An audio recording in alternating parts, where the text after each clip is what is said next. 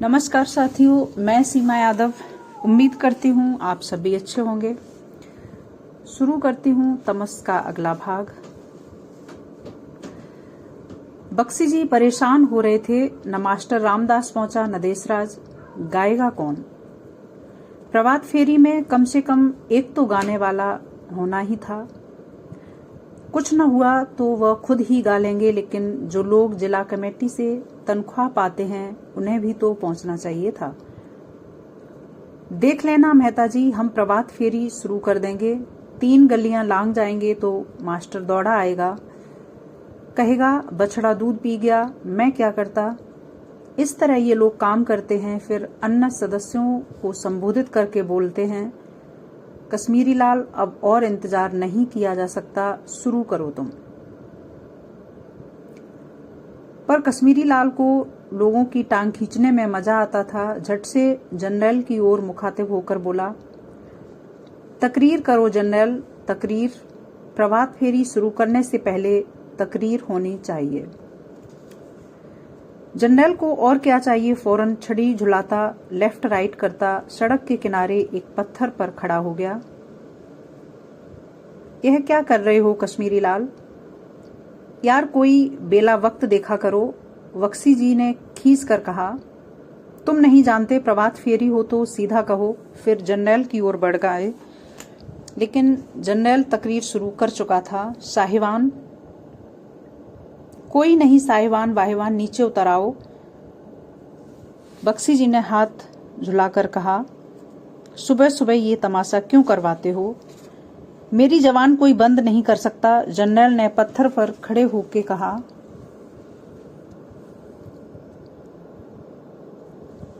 General की उम्र 50 के कुछ ऊपर होगी, पर बरसों की जेल के बाद उनके शरीर में कुछ नहीं रह गया था। जहां शहर के अन्य कांग्रेसियों को कम से कम बी क्लास मिलता था, उनको हमेशा सी क्लास में डाला जाता था, जिससे वह बीमार भी पड़ता रहा और बालू से भरी रोटी भी खाता रहा। पर जनरल ने न तो तौबा की और न जनरली की वर्दी छोड़ी। जवानी के दिनों में लाहौर कांग्रेस के समय वह अपने शहर से लाहौर में वॉलंटियर बनकर गया। नेहरू जी के साथ वह भी रावी नदी के किनारे नाचा था जब पूर्ण स्वराज का नारा लगाया गया। उसी दिन से वह वॉलंटियर की वर्दी पहनता आया। जब दिन अच्छे होते तो उस वर्दी में कभी कभी सीटी लग जाती, कभी तिरंगे की डोरी बंध जाती। दिन खस्ता होते तो वर्दी धुल तक न पाती थी। कांग्रेस के दफ्तर से 15 रुपए महीना प्रचारक का मेहनताना लिया करता था। जो बक्सी जी आनाकानी करें तो वहीं खड़ा होकर तकरीर करने लगता। मन में सनक थी, उसी के बल पर जिंदगी के दुख और क्लेश पार कर जाता था। उसका न घर था, न घाट, न बीवी, न बच्चे, न काम, न धाम। हफ्ते में 2-3 बार कहीं न कहीं से पिट आता। पुलिस के लाठीचार्ज में जहां बाकी लोग जान बचाकर निकल जाते, वहां जनरल अपनी सनक का मारा अपनी छोटी सी झुर्रियों भरी छाती फैलाए खड़ा रहता और पसलियां तुड़वा कर आता। साहिवान, हमें अफसोस से कहना पड़ता है कि जिला कांग्रेस के प्रधान ने देश के साथ विश्वासघात किया। जो वचन हमने रावी के किनारे सन 1929 में लिया, हम मरते दम तक उस पर कायम रहेंगे।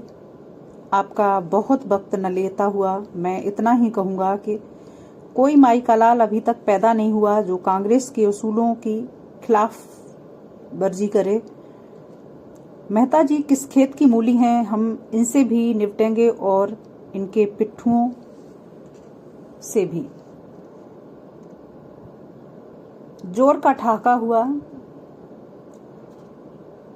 यह इस तरह से नहीं उतरेगा कश्मीरी लाल, जिसने यह सोसा खड़ा किया, स्वयं ही बक्सी जी के कान में सुझाव डाल रहा था। अगर उतारने की कोशिश करेंगे तो और ज्यादा जिद पकड़ेगा। बक्सी जी ने आग बबूला होकर कश्मीरी लाल की ओर देखा।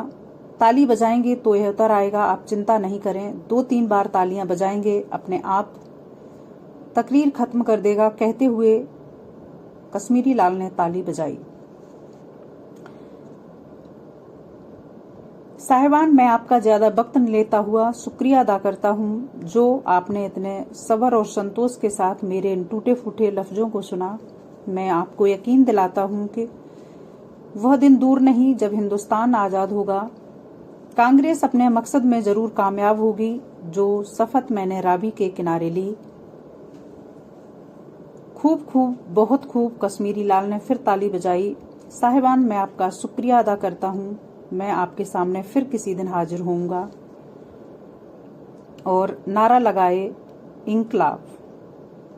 2-4 आवाजें जवाब में उठी, जिंदाबाद। क्यों रोटी नहीं खाते हो, जो जोर से नारा लगाओ इंकलाब। ऊंची आवाज में जवाब आया, जिंदाबाद। पर जर्नैल बैंत बगल में दबाकर पत्थर पर से नीचे उतरे। जिंदाबाद का आवाज ढलान की ओर से भी आई और मास्टर रामदास हाफता हुआ सुबह के झुटपुटे में सामने आया। यह कोई वक्त है आने का, बख्शी जी ने गुस्से से कहा। जब जवाब कश्मीरी लाल ने दिया, बछड़ा दूध पी गया था, इस कारण देर हो गई। सभी हंसने लगे, पर मास्टर रामदास संजीदा आवाज में बोला, आज प्रभात फेरी नहीं होगी। क्यों? आज तामीरी काम का जो फैसला हुआ, तामीरी काम का किसने फैसला किया? मुझे गोसाई जी ने कल रात कहा था कि इमाम दीन के मोहल्ले के पीछे ढोक में गलियां साफ करेंगे। देर से आए हो और अब बहाना बना रहे हो। क्यों? मैं तो झाड़ू बेलचे भी नहीं पहुंचा के आया हूं। कुछ रात को पहुंचाए थे, कुछ आज सुबह ले आया। फिर वह स्वयं ही गिनाने लगा, 5 बेलचे, 12 झाड़ू, 3 गेतियां और 5 कढ़ाइयों में रात को ही पहुंचा आया। शेर खान के घर पर सब सामान रखा है। हमें तो किसी ने नहीं बताया, इसीलिए तो मैं भागा आ रहा हूं, और जब पहले आया था तो कोई यहाँ था नहीं। कच्ची नालियां हैं तो वर्षों का लसलसा कीच उसमें जमा होगा। नालियां कौन साफ करेगा? हम करेंगे, तुम गद्दार हो, जर्नैल ने तुनक कर कहा। कभी कोई फैसला, कभी कोई। गोसाई जी ने फैसला किया तो बताया क्यों नहीं? अंधेरा इस बीच छटने लगा। प्रभात फेरी के लिए इकट्ठे हुए व्यक्ति बड़ा अटपटा महसूस कर रहे थे। चलो अब यहाँ से तो निकलो, बख्शी जी ने कहा और बुझा हुआ लैंप उठाए आगे आए। यहाँ से गाते हुए चलेंगे, शुरू करो रामदास। जर्नैल लेफ्ट लाइट करता आगे चलने लगा। तिरंगा कश्मीरी लाल ने उठाया।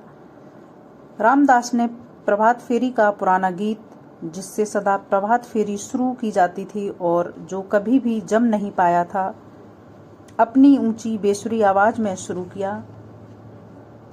जरा भी लगन आजादी दी, लग गई जिंदा में मंदे विच। चलते कदमों की टाप के साथ साथ मंडली ने पंक्तियां दोहरा दी। रामदास ने अगली 2 पंक्तियां उठाई। ओह मजनू बड़ फिरदे ने हर सहरा कर बंदे विच। मंडली ने कुतुबुद्दीन को ढोक का रुख किया। गली में कदम रखते ही नत्थू ने चैन की सांस ली। गली में अंधेरा था, जबकि सड़कों पर अंधेरा छटने लगा था। वह जल्दी जल्दी गलियों का जाल लांघकर अपने डेरे पर पहुंच जाना चाहता था। उस बदबू भरी कोठरी से निकलकर उसने खुली हवा में चैन की सांस जो ली। फिर जिस भांति उसकी रात बीती थी, उसकी तुलना में अधजगी गलियों में उसे शांति का भास हुआ। बाईं ओर औरतों के धीमे धीमे बतियाने के स्वर आ रहे थे। उसने पास से गुजरते हुए देखा, नल के किनारे 2-3 औरतें अपने अपने घड़े सामने रखे बैठी बतिया रही थीं। नल में अभी पानी नहीं आया। कुछ कदम आगे बढ़ने पर उसके पैर को ठोकर लगी। उसे लगा उसके पांव से टकराकर कोई चीज बिखर गई। फिर वह समझ गया और समझते ही उसका शरीर झनझना उठा। घर के सामने कोई औरत टोना कर गई थी। कुछ थिगलियों में लिपटे कंकड़ और गुथे आटे का पुतला और उसमें खोसी हुई लकड़ी की खपचियां थीं।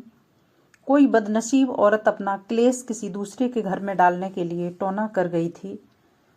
नत्थू ने इसे अपने लिए अपशगुन समझा। ऐसी रात बिताने के बाद टोने पर पैर आ जाना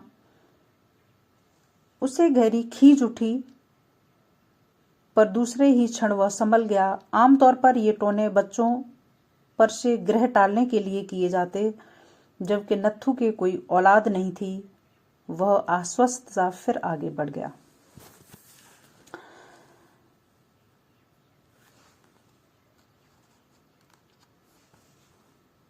इस गली को एक भली भांति वो पहचानता था। जहां से वह गली में दाखिल हुआ, वहां कुछ दूरी पर मुसलमानों के घर थे, एक दो धोबियों के, कुछ कसाईयों के। यहीं पर महमूद हमाम बाला भी रहता। आगे चलकर कुछ घर हिंदुओं और सिखों के पड़ते थे।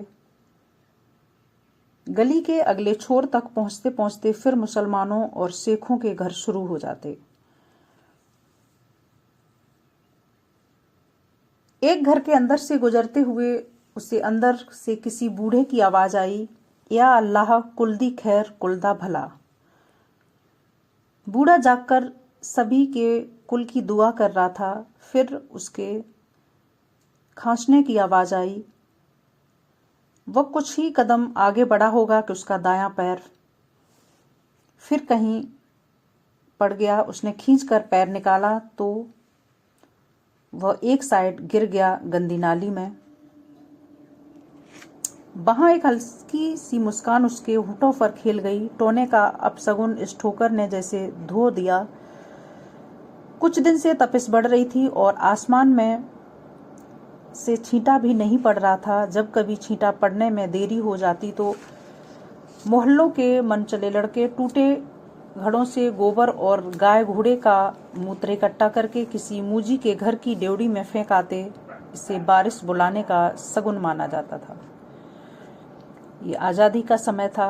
देश गरीबी और अंधविश्वास से भी जूझ रहा था। इतनी शिक्षा थी नहीं, लोग शिक्षित कम थे। टोने टोटके इन पे विश्वास भी ज्यादा करते थे।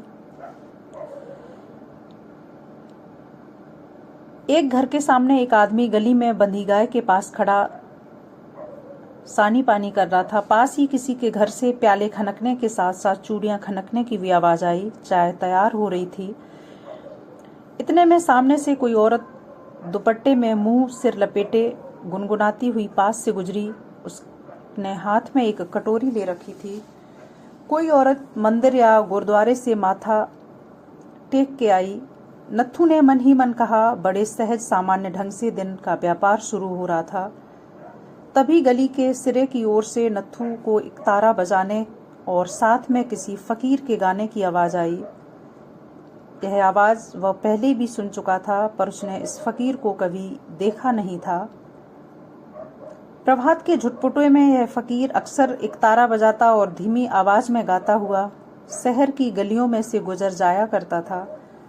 विशेषकर रमजान के दिनों में, जब मुसलमान लोग सुबह सवेरे उठकर अपना रोजा खोलते थे। नजदीक पहुंचने पर उसने देखा, फकीर ऊंचे कद का, छोटी सी सफेद दाढ़ी और सिर पर चिंदिया टोपी और लंबा चोगा, कंधे पे बड़ा सा झूला लटका रखा था उसने। वह रुक गया। वह चाहता था कि फकीर के गीत के शब्द उसके कान में पड़े।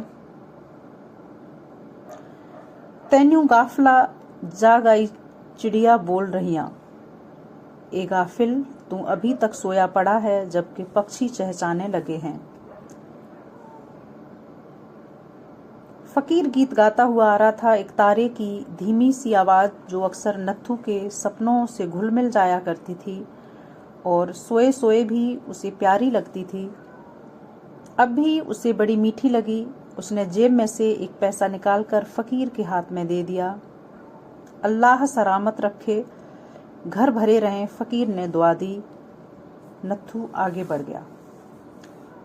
गली पार करने पर वह कुछ उजाले में आया। यहाँ से तांगा हाँकने वाले गाड़ीवानों का मोहल्ला शुरू हो जाता था। सड़क पार करने पर दृश्य बहुत कुछ बदला नहीं था, केवल वहां उजाला ही था।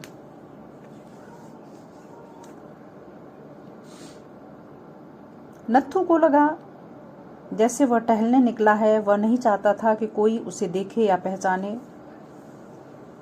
उसके मन की अपनी बड़बड़ाहट बहुत कुछ दूर हो चुकी थी। सहसा उसे ख्याल आया, छकड़ा कहाँ तक पहुंचा होगा, वह किस ओर जा रहा होगा। बड़ा असंगत सा सवाल था, पर ख्याल आते ही अनायास ही उसके कदम तेज हो गए। क्या वह दूर छावनी में पहुंच चुका होगा? नत्थू के मुंह से गाली निकली, क्या दिन के वक्त सुअर को नहीं मारा जा सकता था? सालोत्री को मरे हुए सुअर की क्या जरूरत पड़ गई? जरूर कहीं सुअर का मांस बेचने के लिए उसे मरवाया गया होगा। भाड़ में जाए मुराद अली, जहां नत्थू का मन आएगा वो वही घूमेगा। उसने जेब पर हाथ लगाकर फिर से नोट की चरमराहट सुनी। हमें क्या, अपने पैसे खरे कर लिए।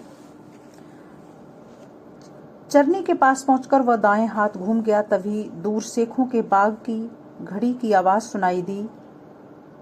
शायद 4 का घंटा बजा रही थी। इस वक्त उसकी आवाज कितनी साफ सुनाई दे रही थी। दिन के वक्त कभी सुन नहीं पड़ती, क्योंकि शहर के शोर में जो खो जाती थी। कुछ ही क्षण बाद दूर शहर के बीचों बीच ऊंचे टीले पर बने शिवालय पर से मंदिर की घंटियों की भी आवाज आई।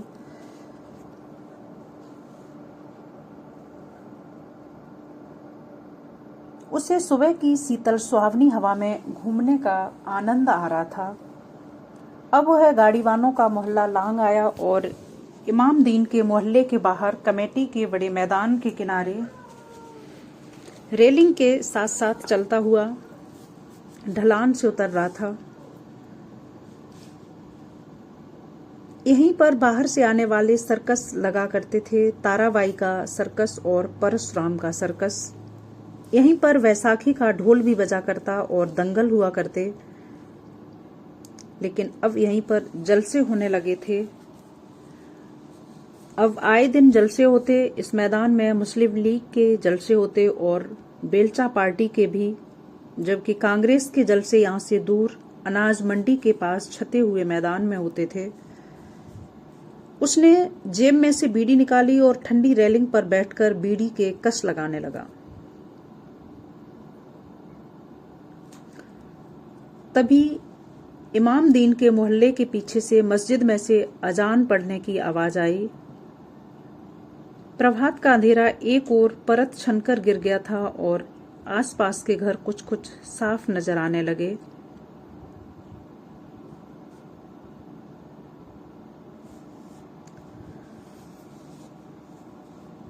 क्या मालूम, यहीं कहीं फिर वह इधर उधर देख के आगे निकलने लगा। नत्थू एक संकरी गली में दाखिल हो गया और कुछ दूर जाकर अपनी गली में मुड़ गया। वह कुछ ही कदम आगे बढ़ पाया था कि दूर सामने वाली गली के मोड़ पर उसे गाने वालों की आवाज अधिक स्पष्ट और ऊंचाई से सुनाई दी।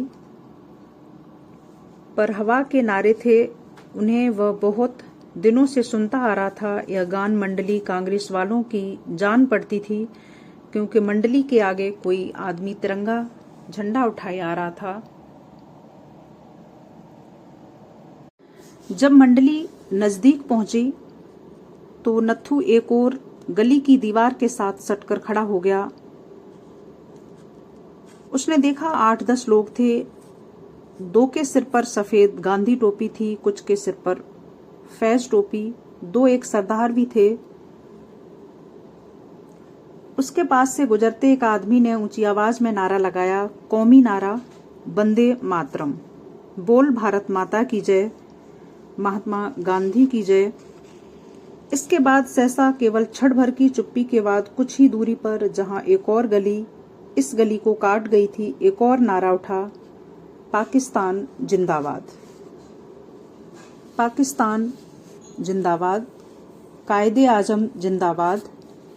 नत्थू ने झट से मुड़कर देखा। 3 आदमी गली के मोड़ पर सहसा प्रकट हो गए थे और नारे लगाने लगे।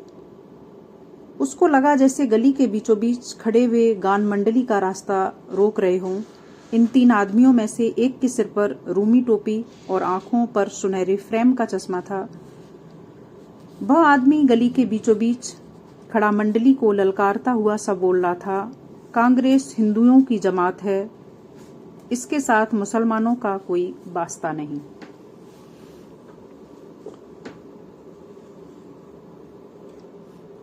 इसका जवाब मंडली की ओर से एक बड़ी उम्र के आदमी ने दिया, कांग्रेस सबकी जमात है, हिंदुओं की, सिखों की, मुसलमानों की। आप अच्छी तरह जानते हैं महमूद साहब, आप भी पहले हमारे साथ ही थे। और उस वयोवृद्ध ने आगे बढ़कर रूमी टोपी वाले आदमी को बाहों में भर लिया। मंडली में से कुछ लोग हंसने लगे। यह सब हिंदुओं की चालाकी है बख्शी जी, हम सब जानते हैं। आप चाहे जो कहें, कांग्रेस हिंदुओं की जमात है, कांग्रेस और मुस्लिम लीग मुसलमानों की। कांग्रेस मुसलमानों की रहनुमाई नहीं कर सकती। यहाँ से पाकिस्तान की नींव पड़ी थी। मुस्लिम एक अलग पार्टी, मुस्लिम लीग जो थी उन्होंने कांग्रेस से अलग बनाई थी। दोनों मंडलियां एक दूसरे के सामने खड़ी थीं। लोग बतिया भी रहे थे और एक दूसरे पे चिल्ला भी रहे थे। वयोवृद्ध कांग्रेसी कह रहा था, वह देख लो, सिख भी हैं, हिंदू भी हैं और मुसलमान भी। वह अजीज सामने खड़ा है, हकीम जी खड़े हैं। अजीज और हकीम हिंदुओं के कुत्ते हैं। हमें हिंदुओं से नफरत नहीं, इनके कुत्तों से है। उसने इतने गुस्से से कहा कि कांग्रेस मंडली के दोनों मुसलमान खिसिया गए। मौलाना आजाद क्या हिंदू है या मुसलमान? वयोवृद्ध ने कहा, वह तो कांग्रेस का प्रेसिडेंट है। मौलाना आजाद हिंदुओं का सबसे बड़ा कुत्ता है, गांधी के पीछे दुम हिलाता फिरता है, जैसे ये कुत्ते आपके पीछे दुम हिलाते हैं। इस पर वयोवृद्ध ने बड़े धीरज से कहा, आजादी सबके लिए है, सारे हिंदुस्तान के लिए। हिंदुस्तान की आजादी हिंदुओं के लिए होगी और आजाद पाकिस्तान में ही मुसलमान आजाद होंगे।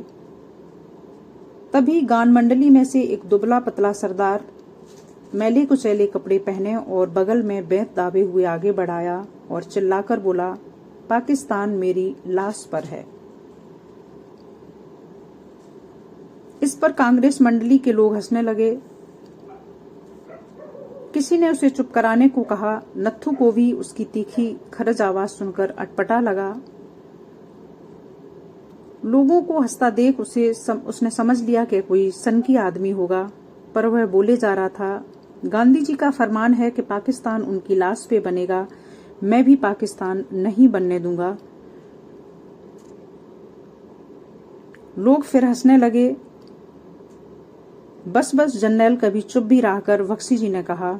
इस पर जर्नैल बिगड़ उठा, मुझे कोई चुप नहीं करा सकता, मैं नेताजी सुभाष चंद्र बोस की फौज का आदमी हूँ, मैं सबको जानता हूँ, आपको भी।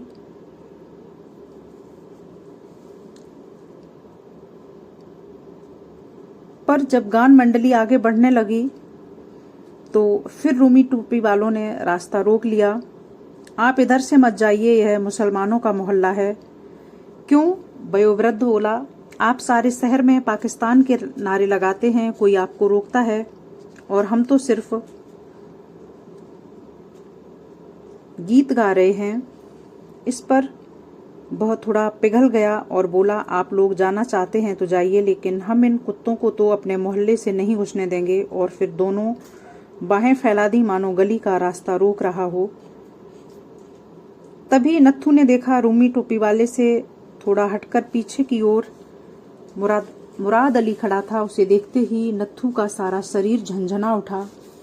यह कहां से पहुंच गया? नत्थू दीवार के साथ साथ सरकता हुआ गान मंडली के पीछे हो गया। यहां से उसे मुराद अली भी नजर नहीं आ रहा था। कुछ देर स्तब्ध सा खड़ा रहने के बाद उसने सिर टेढ़ा करके देखा। मुराद अली वहीं पर खड़ा था और दूर से बहस में उलझे लोगों की बातें सुन रहा था। नत्थू धीरे धीरे से पीछे से खिसका। अगर इसने मुझे देख लिया तो वह जरूर डेरे पर पहुंच जाएगा और जवाब तलबी करेगा।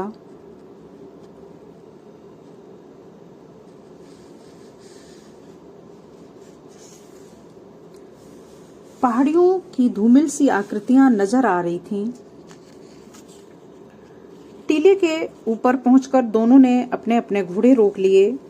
सामने दूर तक चौड़ी घाटी फैली हुई थी और पहाड़ों के दामन तक चली आई। लगता दूर क्षितिज पर सतरंगी धूल उड़ रही थी। विशाल मैदान, कहीं कहीं छोटी छोटी पहाड़ियां और उन पर स्वच्छ नीला आकाश, जिसकी पारदर्शी ऊंचाइयों में चीलें तैर रही थीं। बाईं ओर ऊंचा पहाड़ जिसे नीली आभा ढके हुई थी। दाईं ओर दूरियों के धुंधलके में लाली मायजाल की पहाड़ियों की धूमिल सी आकृतियां नजर आ रही थीं। सूर्योदय के समय इस दृश्य को देख पाने के लिए रिचर्ड अपनी पत्नी को ले आया था। रिचर्ड ने मुड़कर लीजा के चेहरे की ओर देखा। इस दृश्य को देखकर उस पर कैसा असर हुआ होगा वह देखना चाहता था। इस मनोरम दृश्य को वह इस ढंग से लीजा के सामने पेश करना चाहता था मानो इतने दिन तक इसे एक तोहफे की तरह संभाल कर रखे रहा हो। उस वक्त अंग्रेज ही प्रशासक थे, देश गुलाम था, तो हर जगह जो बड़े ओहदों पे थे, अधिकारी थे, वो सारे अंग्रेज थे। प्रातः की सुहावनी हवा में लीजा के सुनहरे बाल हौले हौले से उड़ रहे थे। उसकी नीली आंखों में एक विशेष प्रकार की स्वच्छता और चमक थी। केवल आंखों के नीचे हल्के हल्के घूमड़ से बने थे जो ऊब के कारण अधिक बियर पीने तथा देर रात तक सोने के कारण हो गए थे। लीजा को खुश कर पाने के लिए ही वह उसे यहाँ लाया था। अब की बार लगभग 6 महीने के बाद लीजा विलायत से लौटी थी और रिचर्ड नहीं चाहता था कि पिछली कहानी फिर से दोहराई जाए और लीजा नई जगह पर उबने लगे। यदि लीजा को यह शहर पसंद नहीं आया तो यहाँ का निवास दोनों के लिए नरक बन जाएगा। वह दिन भर दफ्तर में काम करने के बाद लौटेगा तो दोनों के बीच कोसाकासी शुरू हो जाएगी। रिचर्ड ने मन ही मन पक्का इरादा कर लिया था कि सुबह का वक्त वह लीजा के साथ बिताएगा। इसी कारण पिछले 1 हफ्ते से जब से लीजा आई थी वह कभी ठंडी सड़क पर, कभी टोपी पार्क में, तो कभी घुड़सवारी पर उसे लेकर जाता। अपनी ओर से लीजा भी पूरी कोशिश कर रही थी कि वह भी रिचर्ड की रुचियों में रुचि लेने लगे और अपने मन को लगाए। जिले के डिप्टी कमिश्नर की पत्नी के नाते लीजा अकेली भी छावनी सदर में घूमती तो देसी लोग उठ उठ कर सलाम करते थे। जिले का डिप्टी कमिश्नर रिचर्ड था, उसकी पत्नी लीजा।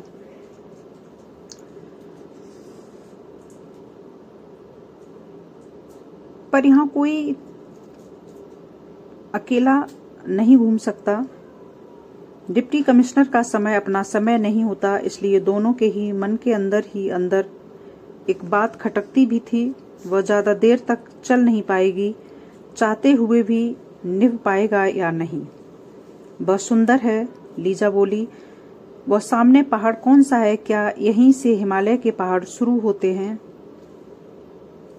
हाँ, यही समझो, रिचर्ड ने प्रोत्साहित होकर कहा। और यह घाटी आगे चलकर ऊंचे पहाड़ों के बीच सैकड़ों मील दूर तक चली गई है। कितनी सुनसान सी घाटी है, लीजा बुदबुदाई। नहीं लीजा, यह बड़ी ऐतिहासिक घाटी है। हिंदुस्तान में आने वाले सभी हमलावर इसी रास्ते से आए थे, मध्य एशिया से आने वाले भी और मंगोलिया से भी। रिचर्ड का उत्साह बढ़ रहा था। अलेक्जेंडर भी इसी रास्ते से हिंदुस्तान में आया था। आगे चलकर घाटी 2 रास्तों में बट गई और एक रास्ता तिब्बत की तरफ चला गया, दूसरा अफगानिस्तान की तरफ। इसी रास्ते सौदागर लोग भी अपने बुद्ध धर्म के प्रचार भी दूर दूर तक करने जाते थे। बड़ा ऐतिहासिक इलाका है ये। मैं तो पिछले महीने भर में इसको घूम रहा हूँ। इतिहासकार के लिए तो यह इलाका बेश कीमती है। जगह जगह पुरानी इमारतों के खंडहर हैं, किले, बुद्ध विहार, सराय।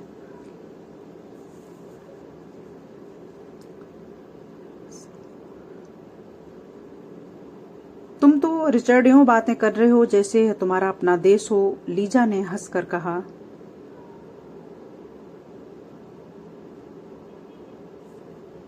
देश अपना नहीं है लीजा, पर इतिहास का विषय तो अपना है, रिचर्ड ने मुस्कुराकर कहा। फिर घुड़सवारी का बेंत पहाड़ी की ओर दिखाते हुए बोला। उस पहाड़ के पीछे करीब 17 मील की दूरी पर टैक्सिला के खंडहर हैं। टैक्सिला जानती हो? हाँ, नाम तो सुना है। वहां किसी जमाने में बहुत बड़ी यूनिवर्सिटी हुआ करती थी, यानी कि तक्षशिला।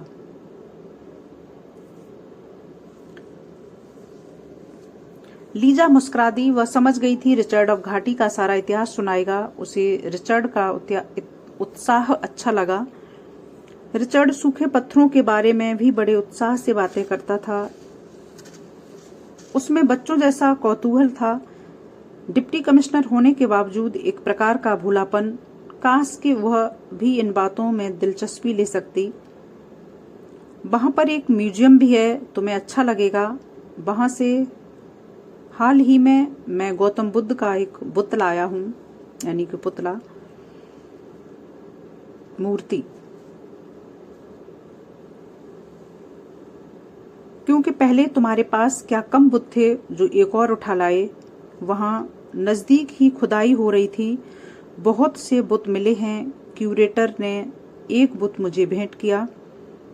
लीजा की आंखों के सामने बंगले का बड़ा कमरा घूम गया, जिसमें रिचर्ड ने तरह तरह के बुत और भारतीय लोक कला के नमूने सजा रखे थे, और अलमारियों में किताबें ठसाठस भरी थीं। यही धुन से कीनिया में भी सवार रहती थी। वहां अफ्रीका की लोक कला के नमूने भरता रहता। तरह तरह के तीर कमान, मड़के, पक्षियों के पर, और यहाँ बुत इकट्ठा करता रहता है। लीजा मन ही मन बड़बड़ा रही थी।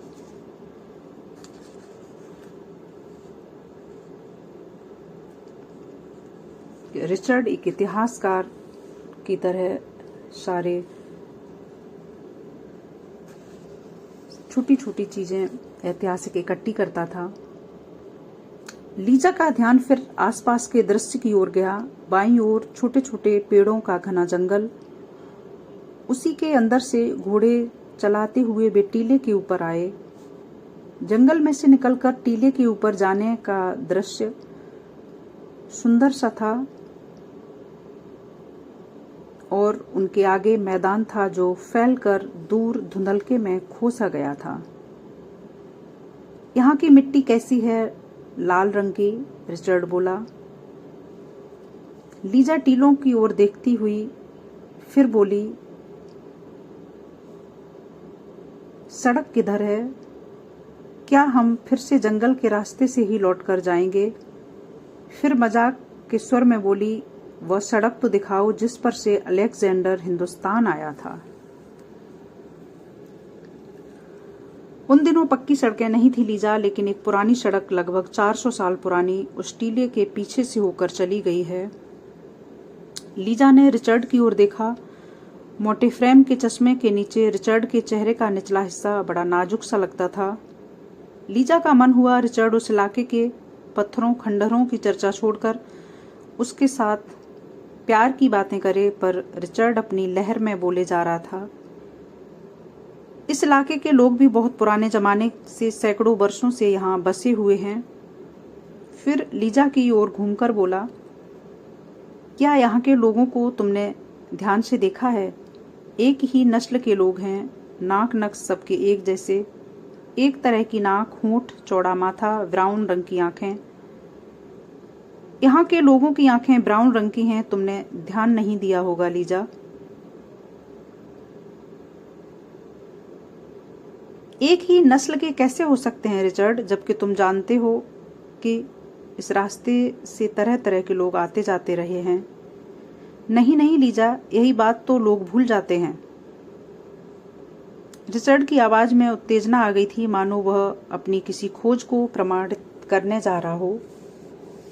ये लोग मध्य एशिया से सबसे पहले यहाँ आए। शताब्दियों के बाद उन्हीं के नाती पोते अन्य देशों से इधर आए।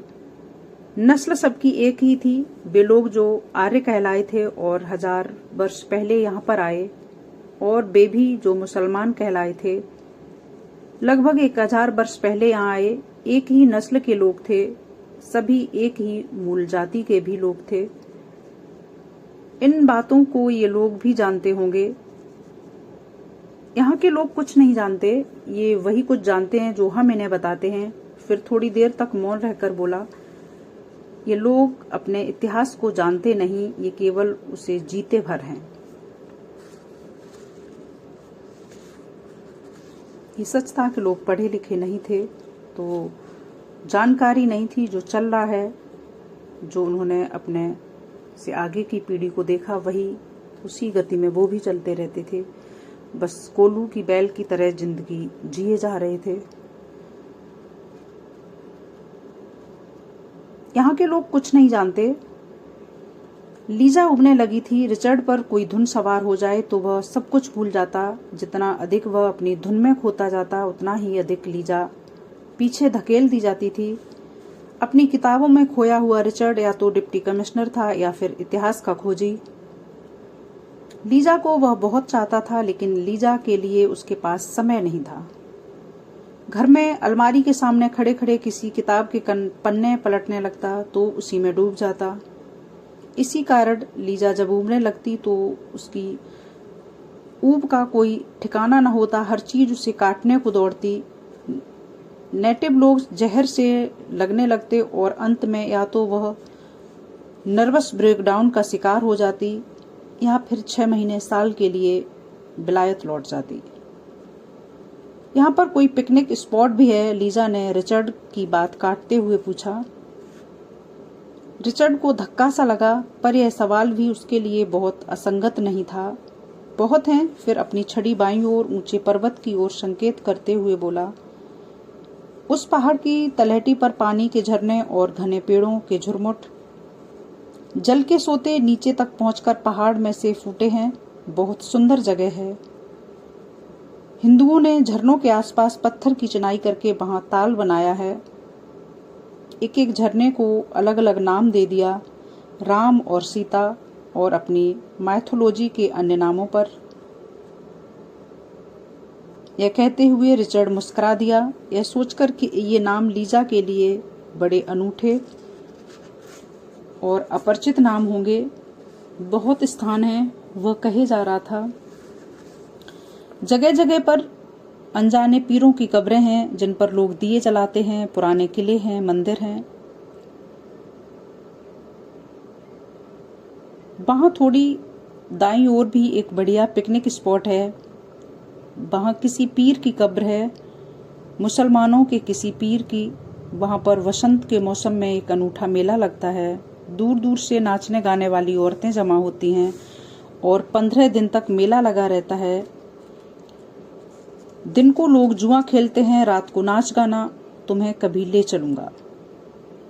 क्या आजकल वहां मेला लगा है? हाँ लगा है, पर इन दिनों जाना ठीक नहीं। क्यों? इन दिनों हिंदुओं और मुसलमानों के बीच तनाव पाया जाता है, दंगा फसाद का डर है। लीजा ने हिंदुओं और मुसलमानों की स्थिति के बारे में सुन रखा था, लेकिन वह इनके बारे में जानती बहुत कम थी।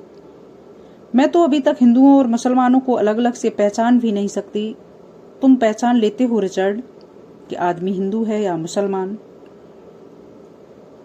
हाँ, मैं पहचान लेता हूँ। घर का खानसामा क्या हिंदू है या मुसलमान? मुसलमान। तुम कैसे जानते हो? उसके नाम से, फिर उसकी छोटी सी दाढ़ी है, उसके पहनावे से भी, फिर वह नमाज पढ़ता है। यहाँ तक कि उसके खान पान के तरीके भी अलग हैं। तुम्हें सब मालूम है रिचर्ड, लीजा बोली। कुछ कुछ मालूम है। तुम कितना कुछ जानते हो? तुम्हें ढेरों बातें मालूम है, मैं तो कुछ भी नहीं जानती। तुम मुझे बताना रिचर्ड, मैं भी समझना चाहती हूँ। और वह तुम्हारा सेक्रेटरी, वह जो रोज स्टेशन पर आता है, सफेद सफेद दांतों वाला, वह कौन है, हिंदू या मुसलमान? वह हिंदू है। कैसे? उसके नाम से। बड़ा आसान है लीजा। मुसलमानों के नाम के अंत में अली, दीन, अहमद ऐसे शब्द लगे रहते हैं। जबकि हिंदुओं के नामों के पीछे ऐसे शब्द जैसे लाल, चंद, राम लगे रहते हैं।